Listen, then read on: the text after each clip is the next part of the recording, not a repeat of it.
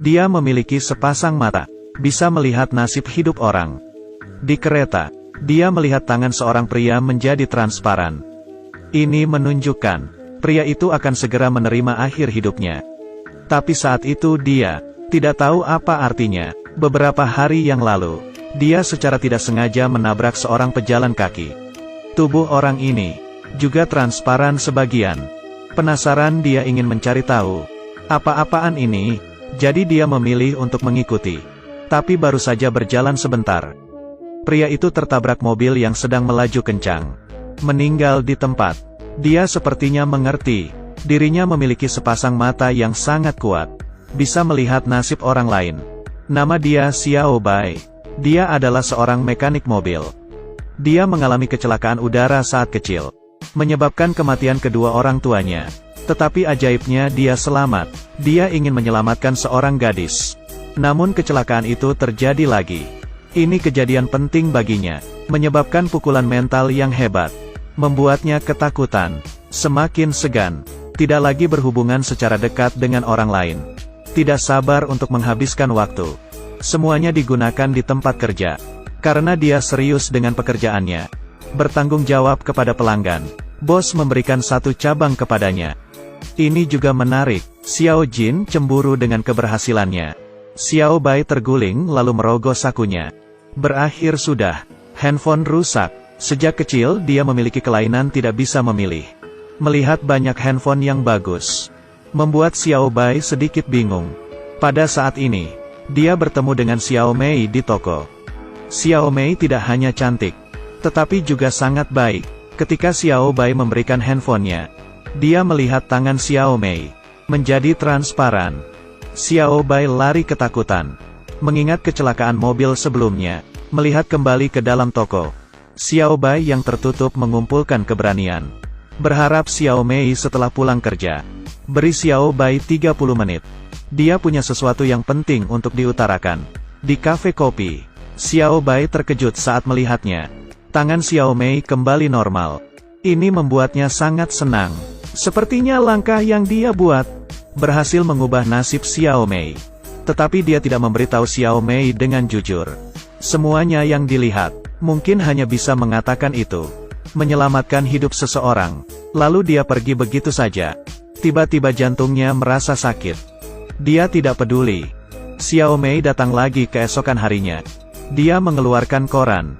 Dalam perjalanan pulang, kecelakaan terjadi di dalam pabrik kimia. Dia kebetulan tidak ada saat ledakan terjadi. Waktu berlalu setiap waktu, karena Xiao Bai mengajaknya pergi kemarin. Membuat dewa kematian melewatkan Xiao Mei. Dia sangat berterima kasih kepada Xiao Bai karena telah menyelamatkan nyawanya. Xiao Bai sedikit malu. Saya tidak ada apa-apa untuk dikatakan. Hanya mau memulai percakapan saja. Secara kebetulan. Jangan terlalu dipikirkan. Dalam beberapa hari, satu kejadian terjadi di toko. Sesuatu yang tidak terlalu menyenangkan. Xiao Jin sering memakai mobil diam-diam. Mobil mewah milik pelanggan toko. Dibawa pergi bersama perempuan. Setelah bos tahu, bos memecat Xiao Jin secara langsung. Xiao Jin sangat amat kesal. Langsung pergi begitu saja. Tapi saat ini, tangan bos terlihat transparan. Xiao Bai sadar ada sesuatu yang salah. Dia mengikuti bosnya. Tidak lama kemudian, Xiao Bai melihat bahwa wajah bosnya juga transparan. Ini menunjukkan bahwa bahaya akan segera datang.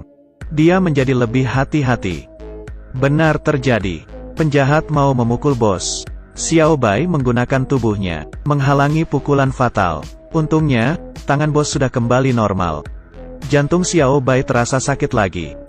Dia sudah ada di rumah sakit saat dia terbangun. Dokter memberitahu Xiao Bai, saya belum menemukan sesuatu yang salah untuk saat ini. Mungkin disebabkan oleh stres yang berlebihan. Dia melihat seorang gadis kecil. Tangannya tampak transparan. Dia hanya mau mengecek, tetapi dokter menghentikannya. Jangan main-main. Apakah kamu melihatnya menjadi transparan? Ternyata dokter ini juga memiliki kemampuan yang sama. Siapapun yang pernah dekat dengan kematian, semuanya memiliki kemampuan untuk melihat Fortuna. Dalam mitologi Romawi kuno, Fortuna adalah dewi takdir. Mereka mengambil matanya, melihat masa depan orang lain. Tapi jangan coba-coba untuk mengubahnya. Campur tangan dalam mengubah nasib orang lain. Kalau tidak, akan membayar harga yang menyakitkan. Dan mengubah nasib orang tanpa izin. Kamu benar-benar bisa. Apa kamu bisa bertanggung jawab atas kehidupan masa depannya? Kata-kata itu menyadarkan Xiao Bai. Dia mengumpulkan keberanian, mencari Xiao Mei, dan mengaku padanya. Tidak diduga, dia langsung percaya, adanya Xiao Mei juga benar-benar mengubah Xiao Bai. Dia menjadi lebih hidup dan lebih ceria. Makan malam romantis, pantai romantis, dan membujuk si bos untuk membawa Xiao Jin kembali. Keduanya menjadi teman. Sepertinya semuanya terlihat sangat indah. Xiao Bai diam-diam membeli sebuah cincin. Berpikir ingin melamar Xiao Mei. Tetapi baru saja keluar, dia kesakitan lagi. Di rumah sakit, dokter memberitahu Xiao Bai. Inilah harganya. Menyelamatkan nyawa orang lain. Membiarkan satu langkah lebih dekat ke kematian. Arteri koronernya menyempit. Karma dan cerebrovaskular telah mengalami kerusakan yang tidak terlihat dengan mata telanjang. Menjadi pengingat yang baik, jika kamu sendiri mati, tidak akan bisa melihat diri sendiri menjadi transparan. Xiao Bai segera memutuskan, berhenti mencampuri nasib orang lain. Hanya ingin hidup bahagia dengan Xiao Mei. Satu hari, orang kaya 3 generasi mengambil mobil. Xiao Bai melihat, tangan orang kaya 3 generasi itu juga menjadi transparan. Dia ragu-ragu. Sosok mantannya Xiao Hong muncul di pikirannya. Karena orang kaya 3 generasi ini. Perbaikan khusus Xiao Hong sekarang. Akhirnya Xiao Bai memberikan kuncinya. Hari kedua, orang kaya itu meninggal dalam kecelakaan mobil. Xiao Bai sangat menyalahkan dirinya sendiri. Masih membenci dirinya sendiri karena tidak peduli. Kecelakaan pesawat itu terpikirkan lagi. Gadis kecil yang tidak bisa diselamatkan. Kemampuan yang tidak berguna ini. Dia sama sekali tidak menginginkannya. Tetapi saat perjalanan menuju kerja, dia melihat banyak orang di kereta. Semuanya menjadi transparan. Dengan kata lain, akan ada kecelakaan besar. Dia menatap tangannya sendiri, putus asa. Saat ini, dia melihat di taman. Anak-anak juga menjadi transparan. Dia sampai tidak bisa mempercayai matanya. Guru mengira Xiao Bai memiliki masalah mental. Membawa pergi anak itu satu persatu. Dia mengambil sekertas selembaran di tanah. Beberapa hari kemudian, ada aktivitas orang tua anak. Perlu mengendarai dengan hati-hati. Ketika dia datang ke stasiun kereta, benar terjadi, banyak orang di sini menjadi transparan. Dia melihat jadwalnya. Pukul 7.30. Itu adalah kereta yang harus dinaiki Xiao Mei untuk shift pagi setiap hari. Dia langsung pergi ke rumah Xiao Mei. Seperti yang dipikirkan, tangan Xiao Mei juga menjadi transparan. Dia diam-diam membuat keputusan. Tidak peduli dengan masa depan. Dia harus menjaga Xiao Mei dengan baik. Malam hari, Xiao Mei tiba-tiba menangis. Xiao Bai ingin mengajak Xiao Mei pergi jalan-jalan. Melewatkan kecelakaan itu. Seperti yang terlihat, Xiao Mei tidak terlihat terlalu senang. Tetapi tetap setuju. Dia menelepon sekolah taman kanak-kanak itu lagi. Berharap mereka bisa membatalkan acaranya. Acara ini, tapi bagaimana orang bisa setuju dengannya? Dia datang ke rumah sakit lagi. Apakah tangan saya menjadi transparan? Dokter menolak untuk menjawab, dan memberitahu, bahkan jika kamu siap mempertaruhkan hidupmu, mencoba menyelamatkan beberapa orang, tidak akan ada yang memperhatikan. Tidak akan ada yang memujimu. Selama kamu menyelamatkan hidup, kamu sendiri tidak akan bisa melarikan diri dari kematian. Aku berharap aku setidaknya bisa menggunakan kemampuan ini. Menyelamatkan beberapa nyawa yang berharga. Walaupun begitu, asalkan aku bisa melindungi orang yang penting. Masuk akal, bukan? Xiao Bai tahu bahwa dia akan celaka. Jadi dia mengucapkan selamat tinggal kepada teman-temannya. Dia menyerahkan bisnis itu ke Xiao Jin. Membeli beberapa hadiah. Mengunjungi bos. Akhirnya menulis surat untuk Xiao Mei. Tapi keesokan harinya, Xiao Bai menerima pesan teks dari Xiao Mei. Karena rekan kerjanya demam, jadi saya tidak bisa pergi jalan-jalan.